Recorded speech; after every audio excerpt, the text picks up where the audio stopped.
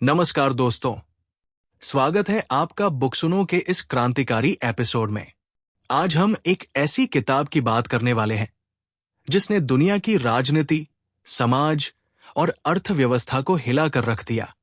जी हां, the communist manifesto, जिसे लिखा था कार्ल मार्क्स और फ्रेडरिक एंगल्स ने। इस छोटी सी किताब ने 19वीं सदी के मजदूरों को आवाज दी और आज भी ये विचारों का तूफान है। तो आइए जानते हैं इस घोषणा पत्र में ऐसा क्या लिखा था जिसने पूंजीपतियों की नींव हिला दी। अध्याय 1, पूंजीपति और मजदूर वर्ग, बुर्जवा एंड प्रोलेटेरियंस। अब तक का सारा इतिहास वर्ग संघर्षों का इतिहास रहा है। यही वाक्य इस अध्याय की रीढ़ है और यह दर्शाता है कि मानव सभ्यता की हर कहानी शासकों और शोषितों के टकराव की कहानी है। 1, इतिहास की परिभाषा, वर्ग संघर्ष। समाज हमेशा दो विरोधी वर्गों में बटा रहा है। एक वर्ग शासन करता है, दूसरा शोषण सहता है, जैसे मालिक और दास, जमींदार और किसान, पूंजीपति और मजदूर। 2, पूंजीपति वर्ग का उदय, बुर्जवाइसी राइज। औद्योगिक क्रांति के बाद पूंजीपति वर्ग सबसे ताकतवर बन गया। उन्होंने पुराने सामंती समाज को खत्म कर दिया और पूंजी आधारित समाज खड़ा कर दिया। 3, पूंजीपति वर्ग की शक्ति। उन्होंने वैश्विक व्यापार, आधुनिक उद्योग और तकनीक से पूरी दुनिया को अपने प्रभाव में ले लिया। अब हर चीज, श्रम, रिश्ते, मूल्य, सब कुछ सिर्फ लाभ और व्यापार के तराजू में तौला जाता है। 4, मजदूर वर्ग का जन्म, प्रोलेटेरिएट। मजदूर वर्ग उन्हीं उद्योगों में काम करता है जिन्हें पूंजीपति वर्ग चलाता है। मजदूर सिर्फ श्रम शक्ति बेचता है, बदले में उसे मिलता है जीने लायक वेतन। 5, शोषण की प्रक्रिया। मजदूर मूल्य पैदा करता है, लेकिन उसका बड़ा हिस्सा पूंजीपति ले जाता है। जैसे जैसे मशीनें बढ़ी, मजदूर और कमजोर होता गया। अब वो सिर्फ एक पुर्जा बनकर रह गया है। 6, संघर्ष की शुरुआत। मजदूर पहले अकेले विरोध करता है, फिर जैसे ही उसे समझ आता है कि शोषण व्यक्तिगत नहीं बल्कि प्रणालीगत है, वो संगठित होता है, यूनियन बनाता है, क्रांति की ओर बढ़ता है। 7, पूंजीवाद की कमजोरी। पूंजीपति खुद ही ऐसी परिस्थितियां बनाता है जिससे मजदूर वर्ग जागरूक होता है। यही जागरूकता एक दिन पूंजीवाद को गिरा देती है। अध्याय 1 का निष्कर्ष। पूंजीपति और मजदूर के बीच का टकराव आर्थिक से ज्यादा सामाजिक और ऐतिहासिक है। कार्ल मार्क्स बताते हैं कि ये टकराव खत्म नहीं होगा जब तक कि पूंजीवादी व्यवस्था की जगह समाजवादी प्रणाली नहीं लेती, जहां उत्पादन के साधनों का सामूहिक स्वामित्व हो। अगले अध्याय में कैसे मजदूर वर्ग एक वैश्विक ताकत बन सकता है, कैसे ये टकराव क्रांति में बदलता है, जानिए अगली कड़ी में। अध्याय 2, मजदूर और साम्यवादी, प्रोलेटेरियंस एंड कम्युनिस्ट्स। साम्यवाद का उद्देश्य कोई नई पार्टी बनाना नहीं है, बल्कि मजदूर वर्ग को उसकी ऐतिहासिक भूमिका का एहसास कराना है। इस अध्याय में मार्क्स और एंगल्स साफ करते हैं कि कम्युनिस्ट्स, साम्यवादी, मजदूरों से अलग नहीं, बल्कि उन्हीं का सबसे जागरूक और क्रांतिकारी हिस्सा है। 1, कम्युनिस्ट्स कौन है? ये कोई अलग वर्ग नहीं है। ये मजदूर वर्ग के बीच सबसे संगठित, दूरदर्शी और क्रांतिकारी लोग हैं। इनका उद्देश्य है सभी मजदूरों को एकजुट करना, शोषण करने वाली पूंजीवादी व्यवस्था को खत्म करना। 2, कम्युनिस्ट्स का लक्ष्य क्या है? मार्क्स 2 मूलभूत लक्ष्य बताते हैं। निजी संपत्ति का उन्मूलन, एबोलिशन ऑफ प्राइवेट प्रॉपर्टी। उत्पादन के साधनों का सामाजिक स्वामित्व, collective ownership of means of production. 3, निजी संपत्ति से क्या मतलब है? मार्क्स यहां मजदूर की छोटी मोटी संपत्ति की बात नहीं कर रहे। वो कहते हैं जिसे पूंजीपति अपनी संपत्ति कहता है, जमीन, फैक्ट्री, मशीनें, वो असल में मजदूरों के श्रम से बनी है। साम्यवादी चाहते हैं कि ये चीजें सामूहिक स्वामित्व में आए।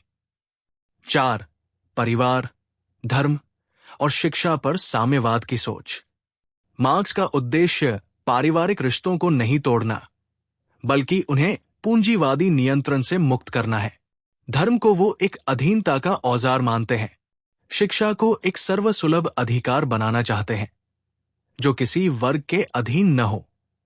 5. आरोपों का जवाब। पूंजीपति वर्ग कम्युनिस्ट्स पर आरोप लगाता है कि वे सब कुछ खत्म करना चाहते हैं, धर्म, संपत्ति, परिवार। मार्क्स स्पष्ट करते हैं, कम्युनिस्ट्स केवल पूंजीवादी शोषण को खत्म करना चाहते हैं, ताकि असली मानवीय रिश्ते स्थापित हो सकें। 10 मुख्य प्रस्ताव, डिमांड्स का सारांश। कम्युनिस्ट मैनिफेस्टो के अंत में दिए गए सुधारात्मक प्रस्ताव। 1. जमींदारी का उन्मूलन। 2. भारी प्रगतिशील कर व्यवस्था। 3. संपत्ति का जब्तीकरण। 4. राष्ट्रीय बैंक का गठन। 5. सभी के लिए मुफ्त शिक्षा। 6. बच्चों की फैक्ट्री में मजदूरी पर रोक। 7. सरकारी उत्पादन केंद्र। 8. श्रम का समान वितरण। 9. खेती और उद्योग का मिलाजुला विकास। 10. आवागमन और संचार व्यवस्था का राष्ट्रीयकरण। अध्याय 2 का निष्कर्ष। कम्युनिस्ट्स मजदूर वर्ग की आवाज को दिशा देते हैं। उनका मकसद है पूंजीवादी जंजीरों को तोड़कर एक ऐसा समाज बनाना जहां ना कोई शोषक हो, ना कोई शोषित। उनका सबसे प्रसिद्ध नारा यहीं से आता है, workers of the world unite. दुनिया के मजदूरों, एक हो जाओ।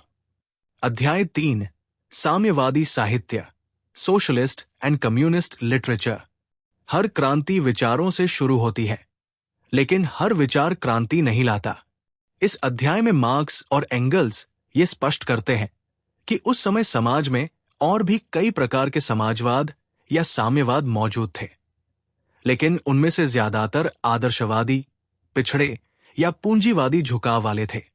मार्क्स इन सभी प्रकार के समाजवाद को 4 भागों में बांटते हैं और उनकी आलोचना करते हैं। एक प्रतिक्रियावादी समाजवाद, रिएक्शनरी सोशलिज्म।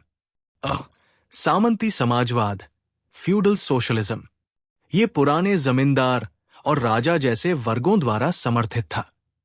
वे पूंजीपतियों से नाराज थे, लेकिन मजदूरों के हित में नहीं, बल्कि अपनी खोई हुई सत्ता वापस पाने के लिए। मार्क्स कहते हैं, ये लोग अतीत में जीते हैं, भविष्य की लड़ाई नहीं लड़ते। बी. छोटे उत्पादक समाजवाद, पेटी बुर्जवा सोशलिज्म। छोटे व्यापारी और दस्तकार जो पूंजीवाद में दब रहे थे। वे मशीनों और फैक्ट्रियों के खिलाफ थे, क्योंकि उन्होंने पुरानी दुनिया को बर्बाद कर दिया था। लेकिन ये भी केवल नुकसान झेल रहे वर्ग थे, जो आगे की राह नहीं दिखाते। सी. जर्मन या सच्चा समाजवाद। ये विचार जर्मनी में फैला था, जो फ्रांस के समाजवादी विचारों को दर्शन शास्त्र में ढालकर प्रस्तुत करता था। मार्क्स इसे निष्क्रिय और प्रचार मूलक मानते हैं, यानी सिर्फ किताबों में समाजवाद, जमीन पर नहीं। 2 रूढ़िवादी या पूंजीवादी समाजवाद, कॉन्जर्वेटिव और बुर्जवा सोशलिज्म। पूंजीपति वर्ग के कुछ लोग समाज में बढ़ती गरीबी और संघर्ष से चिंतित थे, लेकिन वे पूंजीवाद खत्म नहीं करना चाहते थे, सिर्फ उसके जख्मों पर मलहम लगाना चाहते थे। उदाहरण, कर्मचारियों के लिए छोटी सहायताएं, मजदूरी में थोड़ा सुधार, समाज सुधार के नाम पर दया। मार्क्स इन्हें सुधारवादी पाखंड मानते हैं। 3 आदर्शवादी समाजवाद, utopian socialism. Saint Simon, Fourier और ओवेन जैसे विचारकों द्वारा प्रस्तुत। वे समाज को बिना वर्गों के बराबरी वाला, शांति और प्रेम से भरा हुआ देखना चाहते थे, लेकिन उनका तरीका क्रांतिकारी नहीं, बल्कि समझौता आधारित था। मार्क्स इन्हें काल्पनिक सुधारक कहते हैं, जिनकी सोच तो अच्छी थी, लेकिन वे शोषण के मूल ढांचे को बदलने में असमर्थ थे। अध्याय 3 का निष्कर्ष। सिर्फ वही समाजवाद क्रांतिकारी है जो मजदूर वर्ग के नेतृत्व में पूंजीवाद को उखाड़ने की ताकत रखता है और उत्पादन के साधनों को सामूहिक स्वामित्व में लाने की मांग करता है।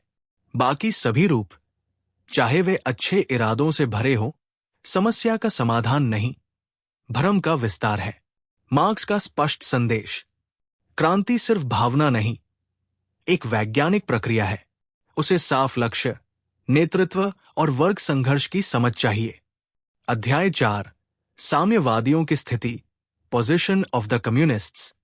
कम्युनिस्ट्स का संघर्ष केवल एक देश का नहीं, बल्कि पूरी मानवता की मुक्ति का संघर्ष है। इस अंतिम अध्याय में मार्क्स और एंगल्स बताते हैं कि साम्यवादी आंदोलन राष्ट्रीय नहीं, बल्कि अंतर्राष्ट्रीय है। 1, कम्युनिस्ट्स का लक्ष्य सभी देशों में एक ही है, मजदूर वर्ग को सत्ता में लाना, उत्पादन के साधनों को सार्वजनिक करना, वर्गहीन समाज की स्थापना करना। 2, कम्युनिस्ट्स हर जगह श्रमिक आंदोलनों का समर्थन करते हैं। वे किसी विशेष देश या पार्टी के लिए नहीं, बल्कि पूरे मजदूर वर्ग की भलाई के लिए खड़े होते हैं। 3, साम्यवादियों की पहचान क्या है? वे हर आंदोलन में सबसे आगे होते हैं। उनके पास मजदूर वर्ग की स्थिति को समझने की वैज्ञानिक दृष्टि होती है। वे वर्ग संघर्ष को सिर्फ विरोध नहीं, व्यवस्था बदलने का रास्ता मानते हैं। 4, राष्ट्रीयता और क्रांति। मार्क्स मानते हैं कि शुरुआत में हर क्रांति राष्ट्र स्तर पर ही होगी, लेकिन अंतिम लक्ष्य है सभी देशों के मजदूर एकजुट होकर पूंजीवाद को खत्म करें। पूंजीपतियों, काम उठो। मजदूरों के पास खोने के लिए सिर्फ उनकी जंजीरें, लेकिन जीतने के लिए एक पूरी दुनिया है। दुनिया के मजदूरों, एक हो जाओ। Workers of the world, unite. The communist manifesto सिर्फ एक किताब नहीं, बल्कि एक विचार, एक आंदोलन, एक ऐलान जंग है। मार्क्स और एंगल्स ने हमें सिखाया कि शोषण कोई प्राकृतिक नियम नहीं है, बल्कि एक सिस्टम का हिस्सा है जिसे हम मिलकर बदल सकते हैं। ये घोषणा पत्र आज भी दुनिया के कोने कोने में आंदोलनों की प्रेरणा है। जहां कोई श्रमिक अन्याय के खिलाफ खड़ा होता है, वहां मार्क्स की गूंज सुनाई देती है। अगर आपको ये विचार झकझोरते हैं, तो इस क्रांति को यही मत रोको। लाइक करें, शेयर करें और बुक सुनो को सब्सक्राइब जरूर करें, क्योंकि विचार जब आवाज बनते हैं, तब इतिहास बदलता है।